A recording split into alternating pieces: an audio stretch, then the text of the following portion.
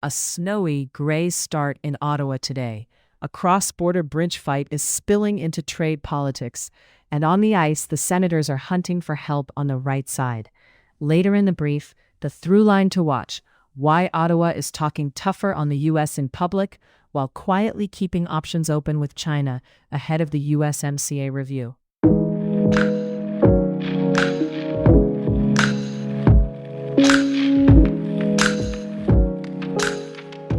Ottawa first. Expect snow today, with temperatures around -5 degrees Celsius, dipping near -8, and topping out close to -2.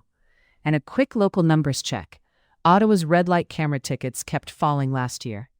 The city issued 44,601 in 2025, down again from 2024, and well below 2023. The interesting wrinkle: for the first time in years, the busiest camera wasn't on King Edward. The top spot shifted to Wellington eastbound at Bay. Out in Kanata, Beaverbrook is moving toward a possible heritage conservation district. City staff are now being directed to do a full study and draft a plan, so this is the early formal step before any designation decisions land in front of council. Sports, quickly. With the trade deadline closing in, the senators' need is still specific: right shot help on the blue line. Reports say Ottawa and Boston are talking again, with defender Andrew Peeke floated as a possible fit. There's also chatter about the shape of a rare deal with Toronto, but at this point it's still framing more than substance. The team needs immediate help, and the front office is under pressure to find it. Turning now to the bigger stakes: trade and the border. The main story today is the Gordie Howe International Bridge, and how it's becoming a lever in the next phase of Canada U.S. negotiations. U.S. President Donald Trump posted that he would not allow the bridge to open unless the United States is fully compensated, arguing the project used virtually no U.S. content and tying it to broader trade grievances. Canada and Michigan officials pushed back fast. Prime Minister Mark Carney says he spoke with Trump early Tuesday. Carney's message was straightforward: Canada paid roughly $4 billion for construction, and the project's ownership and oversight are governed by a 2012 Canada-Michigan agreement, with joint binational arrangements. Michigan's governor also defended the project, emphasizing union labor on both sides of the border. Here's the key point: the bridge itself isn't just an infrastructure story. It's now a test case for how cross-border economic projects can get pulled into election season politics and trade bargaining. And the timing matters. The Windsor-Detroit Bridge Authority says the project remains on track to open in early 2026. That means any attempt to delay, condition, or politically reprice the project would collide with operational timelines, and with a lot of commercial planning around it. The risk here is less about whether the bridge ultimately opens, and more about precedent.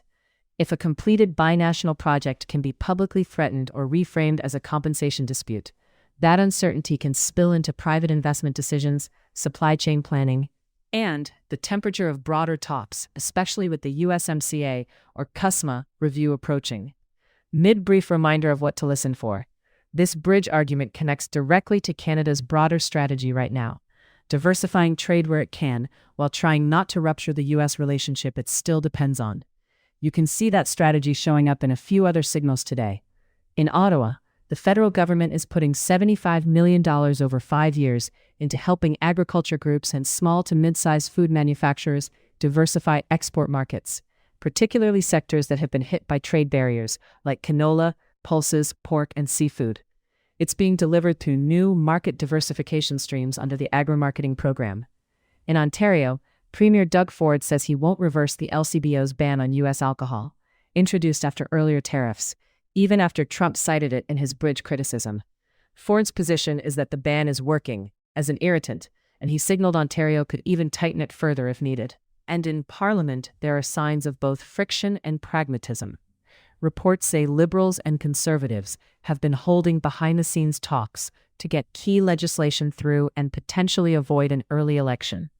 Publicly, Carney is downplaying spring election timing. Privately, the Budget Implementation Act is still a confidence test, and Conservatives are pushing for changes.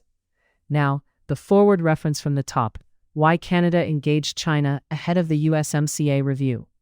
An argument circulating in policy commentary is that Ottawa's outreach to Beijing isn't meant as a strategic pivot away from the United States. It's risk management under pressure.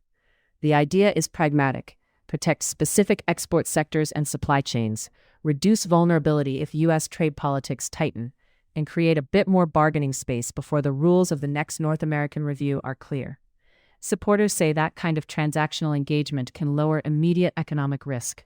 Critics warn it can hand China leverage and create friction with allies, especially in a period of rising U.S.-China competition. Either way, it sets up the same question that the bridge dispute raises.